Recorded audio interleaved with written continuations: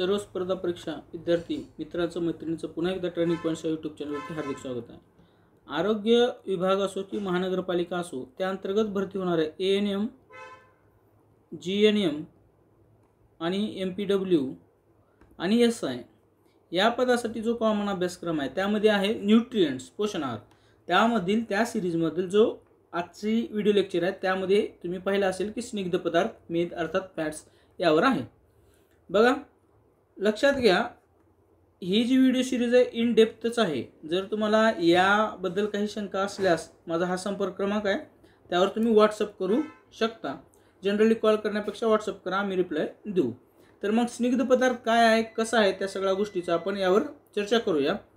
चरबीयुक्त पदार्थ याला असेही म्हटलं जातं, स्निग्ध पदार्थाला काय म्हटलं जातं, चरबीयुक्त पदार्थ असं म्हणतात। पुढे मेद आम्ले आणि ग्लिसरॉल सारख्या द्रव्यापासून मेद तयार होतात। मेद कशापासून तयार होतात तर मेद आम्ले आणि ग्लिसरॉल पासून। काही मेद स्टेरॉइडच्या स्वरूपात असतात। त्वचेखाली साठवलेले मेद पदार्थ शरीराचे तापमान नियंत्रण करण्यासाठी उपयोगी पडतात। आता यावर प्रश्न यापूर्वी आलेला आहे की मेद जे आहे याचं प्रामुख्याने कार्य काय किंवा कोणते कार्य आहेत असं विचारलं जातं। तर शरीराचे तापमान नियंत्रण करण्यासाठी याचा उपयोग होतो। तसेच या साठवलेल्या मेद पदार्थामुळे शरीरावर केलेले आघात शोषले जातात। स्निग्ध पदार्थापासून आपल्याला प्रति ग्रॅम 9 कॅलरी इतकी ऊर्जा मिळत असते। तुम्हाला मी सांगितले की कर्बोदके प्रथिने हे दोन्ही प्रकरण आपले झालेले आहेत। कर्बोदकेपासून 4 किलो कॅलरी आणि प्रथिनेपासून 4 किलो कॅलरी आणि सर्वाधिक जे मिळत असतं स्निग्ध पदार्थापासून मिळत असतं म्हणजे फॅट्स पासून मिळत असतं ते म्हणजे 9 किलो कॅलरी। मेद किंवा स्निग्ध पदार्थ जे आहेत ते कार्बन, हायड्रोजन, ऑक्सिजन अणूपासून बनलेले असले तरी त्यात ऑक्सिजनचं प्रमाण अत्यल्प असतं, म्हणजे ते लक्षात ठेवायचं CHO। ओके, अशा प्रकारे हे तिघापासून ते बनलेलं असतं।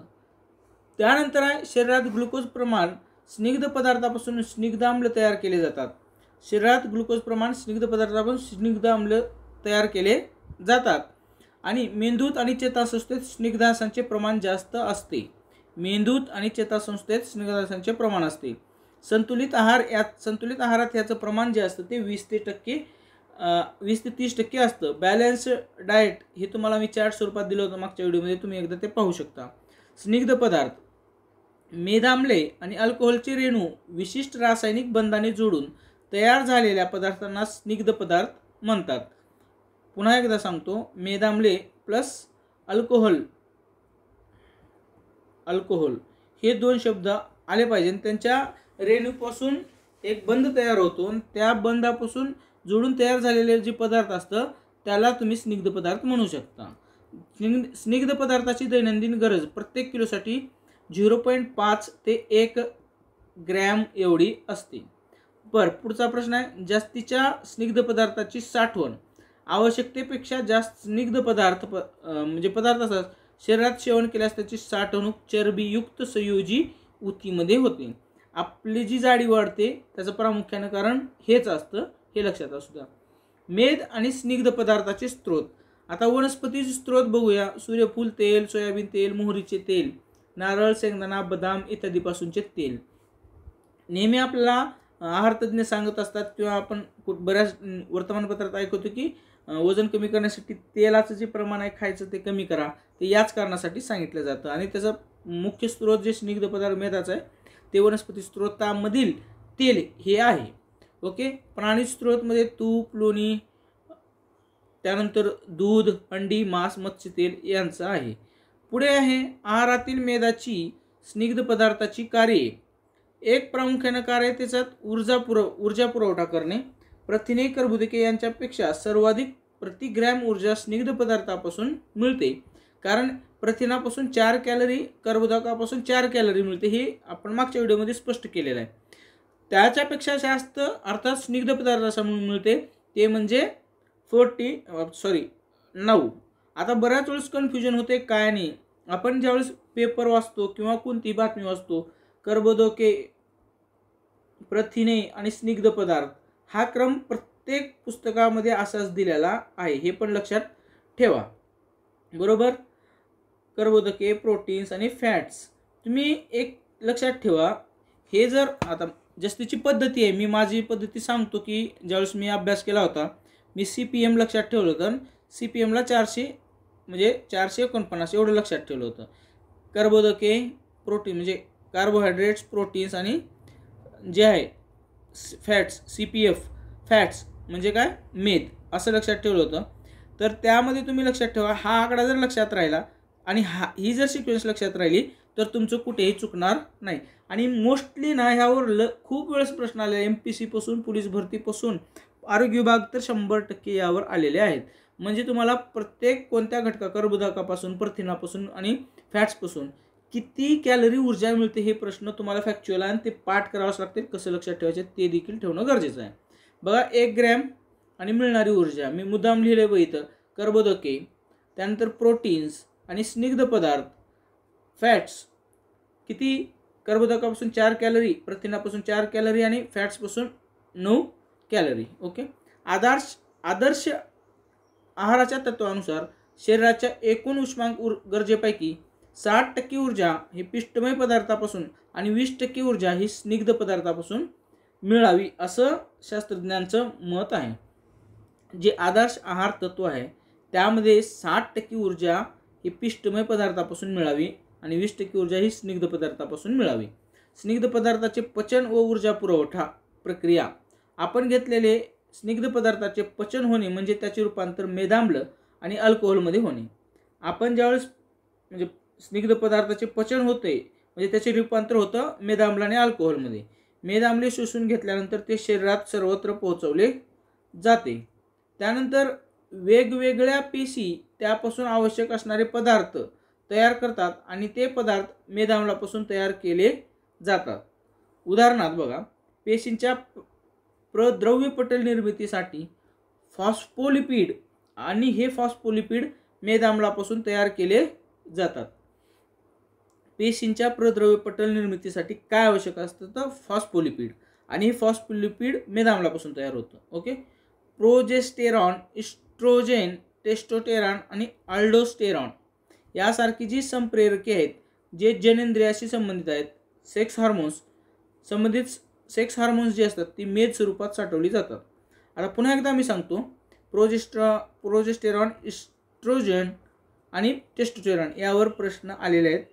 ही म्हणजे खालील तुम्हाला हे 3 नावं दिलेलं आहे आणि एक नाव जी आहे ती जनेंद्रियाशी संबंधित म्हणजे लैंगिक म्हणजे सेक्स हार्मोन्सशी निगडीत नसलेला पर्याय दिलेला आहे.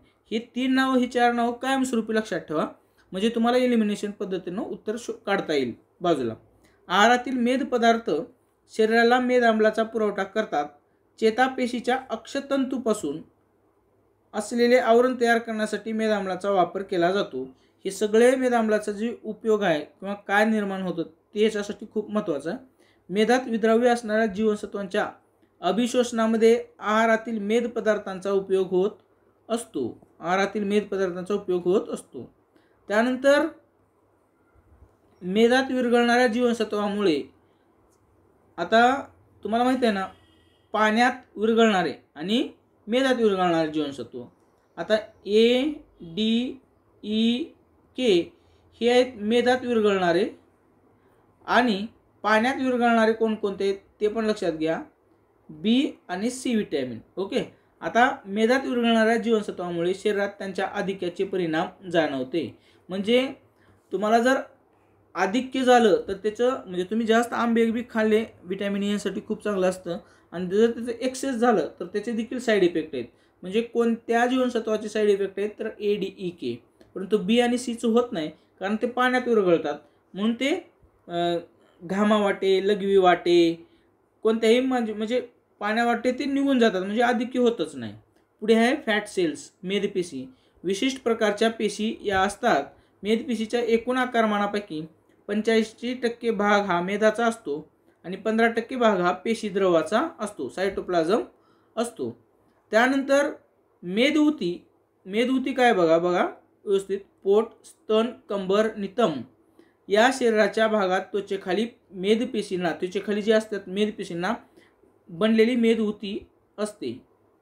मेदपेशी जी असते त्या ठिकाणी असते. कुठं असते? पोट, स्तन, कंबर आणि नितंब या शरीराच्या भागात जे त्वचेखाली मेद असतं, म्हणजे जे मांस असतं ते मेदपेशींनी बनलेले असतं, मेदऊती बनलेले असतात. त्यानंतर आकार वाढतो. आता ह्याचा अर्थ काय बघा, व्यक्ती वयात आले तरी मेदपेशींचे विभाजन मात्र होत नाही, त्यामुळे मेदपेशींची संख्या शरीरात कायम राहते, त्यामुळे त्यांच्यातील मेदाच्या साठ्यामुळे त्यांचा आकार मात्र वाढत जात असतो. त्यानंतर स्निग्ध पदार्थ व कर्बोदकाच्या अधिक्यामुळे होणारे रोग याविषयी आपण पाहू. त्यामधील एक साईड इफेक्ट आहे ओबेसिटी, त्याला अतिलठ्ठपणा म्हणतात.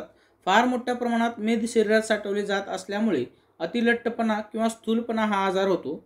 अतिलठ्ठपणा ही एक शरीराची अपसामान्य, अबनॉर्मल आणि अपायकारक अशी स्थिती आहे. अतिलठ्ठपणा किंवा स्थूलपणा ही अवस्था एकतर मेदपेशींचा आकार वाढल्यामुळे होतो, नाहीतर मेदपेशींची संख्या वाढल्याने होतो, किंवा या दोन्हींमुळे होत असतो. त्यानंतर यावर प्रश्न परीक्षेत आलेला आहे, तर हे जे सूत्र आहे ते लक्षात ठेवा. देहवस्तुमान निर्देशांक अर्थात बॉडी मास इंडेक्स अतिलठ्ठपणा काढण्याचे हे सूत्र आहे. आणि हे जे वाक्यरचना आहे किंवा अतिलठ्ठपणा काढण्याचे सूत्र कोणते, तर BMI असं दिलेलं आहे. पुढे देहवस्तुमान निर्देशांकांच्या बॉडी मास इंडेक्स सहाय्याने अतिलठ्ठपणा किंवा स्थूलपणा काढला जातो, हा प्रश्न आलेला आहे. आता पुन्हा त्याचं सूत्र पण दिलेलं आहे.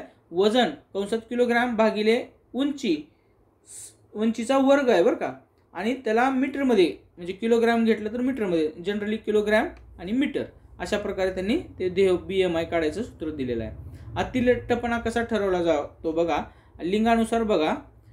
जर पुरुषाच्या बाबतीत विचार केला, जर ब्रॉस जे BMI आहे पुरुषामध्ये जर 30पेक्षा अधिक असल्यास अतिलठ्ठपणा झाला असं समजा.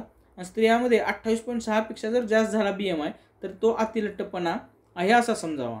अतिलठ्ठपणा मोजण्याचे सर्वसामान्य निर्देशांक म्हणजे वजन आहे. अतिलठ्ठपणा किंवा स्थूलपणा असला तरी शरीरातील पाण्याचे प्रमाण कधीही वाढत नाही. अतिलठ्ठपणा किंवा स्थूलपणा असला तरी शरीरातील पाण्याचे प्रमाण कधीही वाढत नाही. अतिलठ्ठपणा किंवा स्थूलपणाच्या स्थितीत शरीराच्या इतर भागांच्या तुलनेत मेदाचे वस्तुमान वाढत असते. ब्रॉक निर्देशांक ते बघा. ब्रॉक निर्देशांकांचा वापर एखाद्या व्यक्तीचे योग्य वजन म्हणजे आयडियल वजन काय असावं यासाठी काढलं जातं. ब्रॉक निर्देशांकाचं जे सूत्र आहे ते उंची सेंटीमीटरमध्ये वजा 100. म्हणजे जर समजा तुमची 163 सेंटीमीटर उंची असेल आणि त्याच्यातून 100 वजा केला तर त्या व्यक्तीचं आयडियल वजन जे पाहिजे ते 63 किलोग्रॅम पाहिजे. ओके, इथे उदाहरण पण दिलेलं आहे. ठीक आहे. अतिलठ्ठपणाचे दुष्परिणाम आता सर्वसामान्यपणे माहीतच आहे, पण ठीक आहे एकदा आपण वाचून घेऊ. वृकरोग, अतिताण, मधुमेह, पित्ताशयाचे रोग, परिहृदय रोग आयुष्यमान कमी होण्यास कारणीभूत ठरत असतात. अतिलठ्ठपणा स्थूलपणा नियंत्रणात आणण्याचे उपाय: वजन कमी करणे, आहारातील साधी कर्बोदके आणि स्निग्ध पदार्थ यासारख्या कॅलरीयुक्त अन्नपदार्थाचे प्रमाण कमी करावयास हवे. त्यानंतर प्रक्रिया विरहित अनरिफाइंड अन्नपदार्थांचा वापर करून आहारातील तंतूंचे प्रमाण वाढवणे, नियमित व्यायाम करणे, बाल्यावस्थेपासून अतिलठ्ठपणाचा प्रतिबंधास सुरुवात करायला हवे. लहानपणापासून जंक फूड वगैरे जे आहेत ते देऊ नये असं यांचा अर्थ होतो.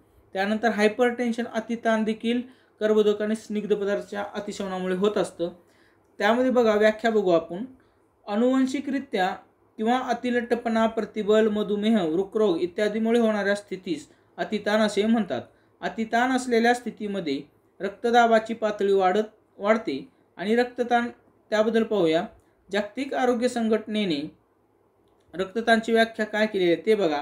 प्रौढामधील अतिताण म्हणजे 160 मिलीमीटर ऑफ Hg एवढा किंवा त्यापेक्षा अधिक प्रकुंची रक्तदाब किंवा 95 mmHg एवढा किंवा त्यापेक्षा अधिक हृदय प्रसरणी रक्तदाब.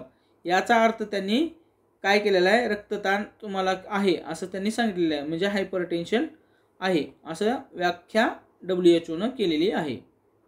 त्यानंतर आणखीन एक कन्सेप्ट क्लिअर करायचं झालं तर mmHg म्हणजे मिलीमीटर्स मर्क्युरी हे दोन्ही तुम्हाला सांगितलं, परंतु वाचन करत असताना एक लक्षात घ्या 160 मिलीमीटर्स ऑफ, आता मिलीमीटर शॉर्टमध्ये लिहिलं मर्क्युरी असं तुम्ही वाचन करू शकता. mmHg म्हणजे वाचन करत असताना जर तुम्हाला माहीत असलं की कन्सेप्ट काय तर ते जरा सोपं जात असतं, mmHg लक्षात राहत नाही. ओके. त्यानंतर आहे अतिताणाचे प्रकार. आता अतिताणाचे प्रकार आहे प्राथमिक किंवा सर्वसामान्य अतिताण आणि द्वितीयक अतिताण. ज्या प्रकारात सर्वसाधारण कारणे माहीत नसतात तो प्रकार सर्वसामान्य अतिताण या प्रकारात मोडतो आणि द्वितीयक अतिताणामध्ये जो अतिताण इतर रोगकारक प्रक्रियेमुळे किंवा अपसामान्यतेमुळे होतो त्याचे वर्गीकरण द्वितीयक प्रकारात होत असते। अतिताणाचे कारक घटक काय आहेत बघा, व्यक्तीचे वय, आनुवंशिक कारणे, अतिलठ्ठपणा, क्षारांचे सेवन, संतृप्त मेद, मद्य, शारीरिक क्रिया, पर्यावरणीय प्रतिबल अशा प्रकारचे कारणे आहेत। त्यानंतर स्त्री व पुरुष दोघांच्याही बाबतीत वयोमानातील वाढीनुसार रक्तदाब वाढतो। अतिताणाचा प्रतिबंध कसा करायचे, क्षाराचे नियंत्रित सेवन सामान्यपणे जे सेवन आहे प्रतिदिन किती पाहिजे, 5 ग्रॅम प्रतिदिन पाहिजे। स्निग्ध पदार्थांचे मध्यम प्रमाणात सेवन, मद्यप्राशन टाळणे, मद्यप्राशन म्हणजे दारू पिऊ नये, वजन कमी करणे, आरोग्य शिक्षण व वैयक्तिक निगा, प्रतिबल म्हणजे स्ट्रेस आणि धूम्रपान न करणे, योग आणि ध्यानधारणा हे काही उपाय आहेत। परिहृदय रोग, कोरोनरी हार्ट डिसीज बघा, हृदयाच्या परिहृदय अभिसरणात अडथळे निर्माण झाल्यामुळे हृदयाला आवश्यक प्रमाणापेक्षा अपुरा रक्तपुरवठा होतो आणि त्यामुळे काय होतं, निर्माण झालेल्या हृदयाच्या कार्यातील बिघाड म्हणजे परिहृदय रोग अशी व्याख्या केलेली आहे।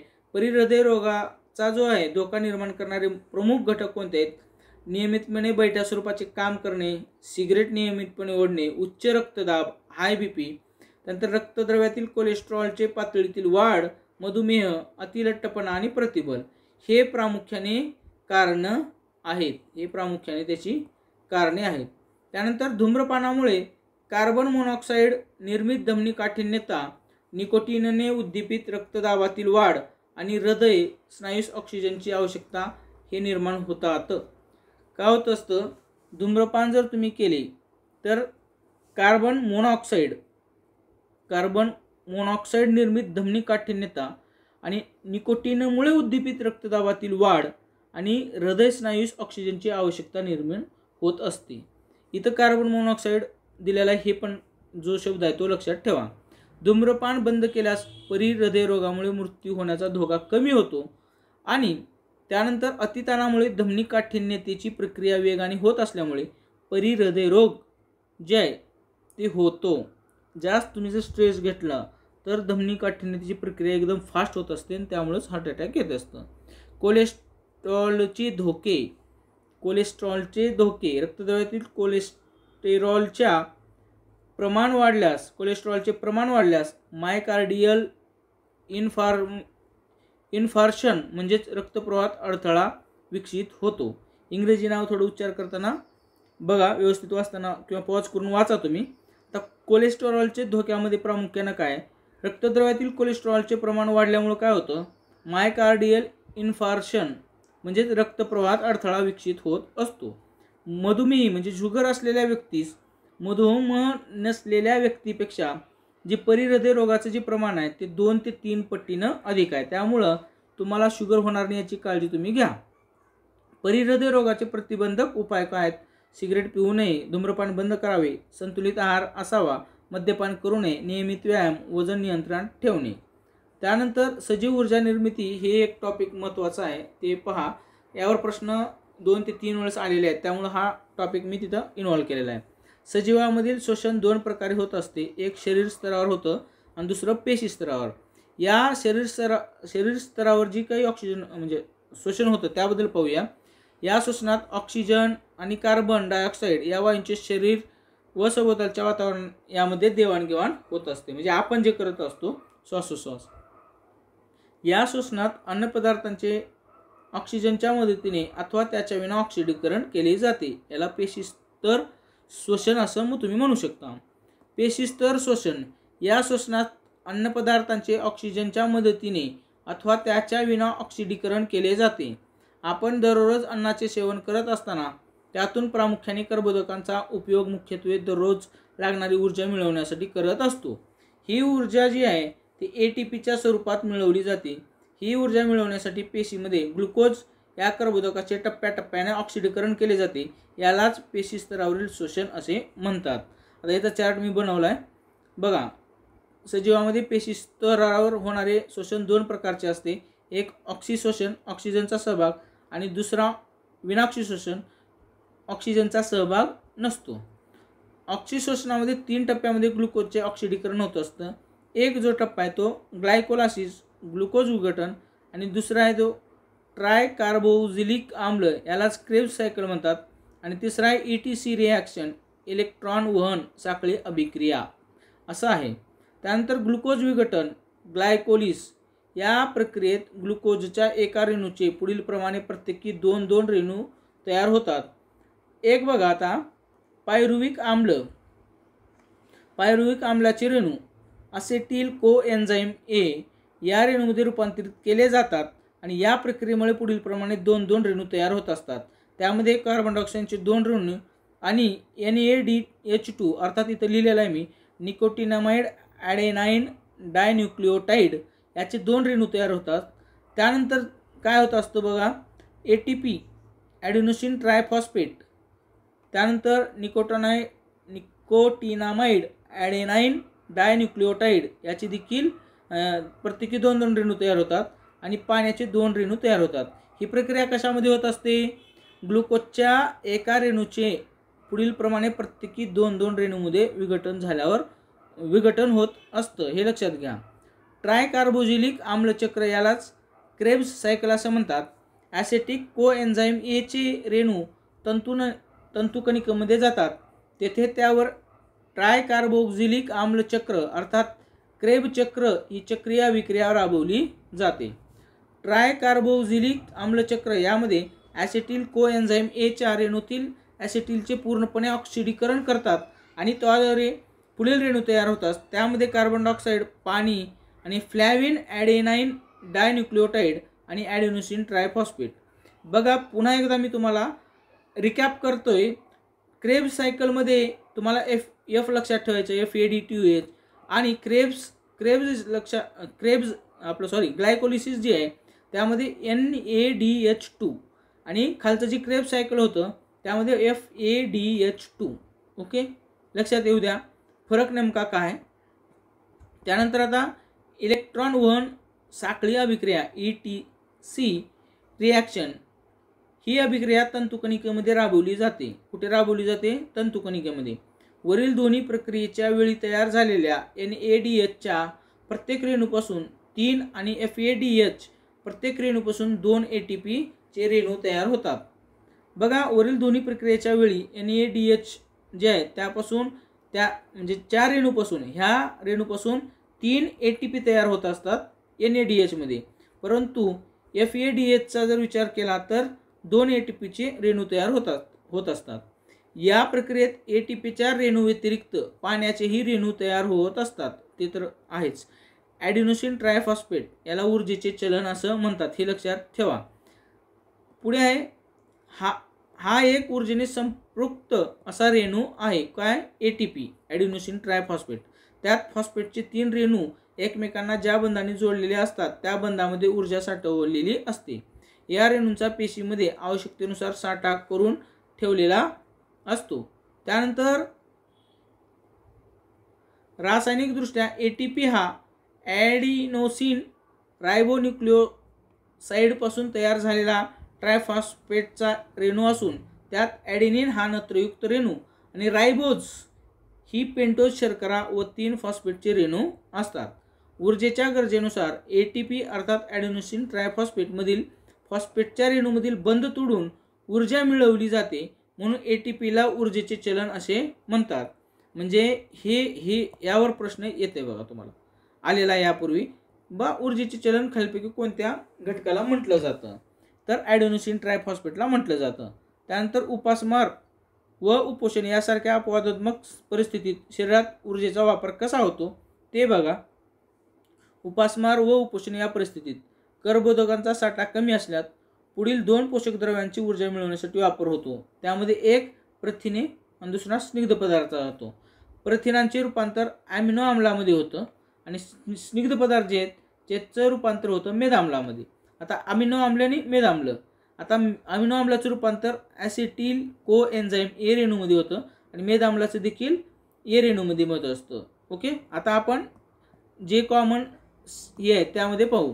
ॲसेटिल कोएन्झाइम ए च्या रेणूचे क्रेब चक्र अभिक्रियाद्वारे तंतुकणिकेमध्ये पूर्णतः ऑक्सिडीकरण केले जाऊन ऊर्जा मिळवली जाते.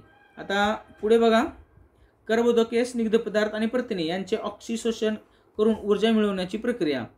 स्निग्ध पदार्थ, मेदाम्ल, कर्बोदके आणि प्रथिने हे चार्ट एकदा बघून घ्या. मेदाम्ल आणि ग्लुकोज विघटन, ग्लायकोलायसिस, अमिनो आम्ल. आता ग्लुकोज विघटन ज्यावेळेस होतं त्यावेळेस पायरुव्हिक आम्ल, यामध्ये जे पुढची स्टेप पायरुव्हिक आम्ल येत असतं. परंतु तिघांचं एक कॉमन केलं तर ॲसिटिल कोएन्झाईम जी आहे ती एक प्रक्रिया होत असते आणि ॲसिटिल कोएन्झाईम झाल्यावर क्रेब चक्र तयार होत असतं आणि क्रेब चक्रामध्ये कार्बन डायऑक्साईड, पाणी आणि ऊर्जा निर्मिती होत असते. आणि विनाऑक्सिशोषण करणाऱ्या सूक्ष्मजीवांची ऊर्जा निर्मिती. विनाऑक्सिशोषणाचा अवलंब कोणाला करावा लागतो हे लक्षात घ्या. जे सजीव ऑक्सिजनच्या सानिध्यात राहू शकत नाहीत अशा सजीवांना या म्हणजे विनाऑक्सिशोषणाचा अवलंब करावा लागतो. विनाऑक्सिशोषणाचे 2 टप्पे आहेत. एक ग्लुकोज विघटन, ग्लायकोलायसिस, आणि दुसरं किण्वन, फर्मेंटेशन हे आहे. आता किण्वन म्हणजे काय ते बघा. किण्वन याचा अर्थ तर तुम्हाला समजेलच, परंतु यावर प्रश्न यापूर्वी आलेले आहेत, त्यामुळे व्यवस्थित तुम्ही वाचन करू शकता कुठल्याही पॉईंटमध्ये आल्यानंतर किंवा लक्ष देऊ शकता. ग्लुकोज विघटनातून तयार झालेले पायरुव्हिक आम्ल काही विकरांच्या मदतीने इतर कार्बनी आम्लामध्ये किंवा अल्कोहोल C2H5OH मध्ये रूपांतरित केले जाते. यालाच किण्वन, फर्मेंटेशन म्हणतात. काही वेळेस काही उच्चस्तरीय वनस्पती, प्राणी आणि ऑक्सिजनच्या सानिध्यात राहत असले तरी काही सूक्ष्मजीव ऑक्सिजन वायूची पातळी कमी झाल्यास ऑक्सिजनऐवजी विनाऑक्सिशोषणाचा अवलंब करतात. उदाहरणार्थ, बीजांकुरणाच्या वेळी जमीन पाण्याखाली बुडाल्यास बीजे विनाऑक्सिशोषण करत असतात. व्यायाम करत असताना आपले स्नायू, मांसपेशी विनाऑक्सिशोषण करतात. या दरम्यान आपल्या शरीरात कमी ऊर्जा तयार होऊन लॅक्टिक आम्ल साठते आणि आपल्याला थकवा निर्माण होत असतो. स्टार करा यावर असतं. म्हणजे व्यायाम करत असताना आपल्याला थकवा जाणवतो, त्याचं कारण काय? शरीरात कमी ऊर्जा होते आणि कमी ऊर्जा निर्माण होते त्यावेळेस काय साठलं जातं आपल्या शरीरामध्ये, तर लॅक्टिक ॲसिड हे साठवलं जातं, त्यामुळे आपल्याला थकवा जाणवतो. विविध सजीवांमध्ये पेशीमध्ये होणारे विनाऑक्सिशोषण. कर्बोदके बघा, पायरुव्हिक आम्ल, किण्व, अल्कोहोल, परत किण्व, ग्लुकोज विघटन, ग्लायकोलायसिस, पायरुव्हिक आम्ल, किण्वन, विविध पदार्थ, विनेगार, जीवनसत्व इत्यादी, आणि विविध सूक्ष्मजीव, पायरुव्हिक आम्ल, किण्वन, लॅक्टिक आम्ल, स्नायू व तांबड्या रक्तपेशीमध्ये. ठीक आहे, ही एक प्रोसेस आहे. आता ह्याचे जे पुढचे प्रश्न आहेत, PYQ हे एका प्रकरणावर, त्यामध्ये कोणकोणते आहेत तर अन्न व अन्नातील भेसळ, त्यानंतर संतुलित आहार, कर्बोदके, प्रथिने, स्निग्ध पदार्थ, सजीव ऊर्जा निर्मिती, कर्बोदके व स्निग्ध पदार्थ यांच्या अधिक्यामुळे होणारे आजार किंवा साईड इफेक्ट्स यावर आहे. हे सगळे PYQ जे आहेत ते तब्बल 100 तरी PYQ असतील असा माझा अंदाज आहे. टोटल 85 प्रश्न असतील मिनिमम. तर त्या PYQचं एक वेगळं सेशन आपण ते घेणार आहोत. तुम्हाला व्हिडिओ आवडला तर नक्की शेअर करा, सबस्क्राईब करायला विसरू नका. Thanks for watching this video.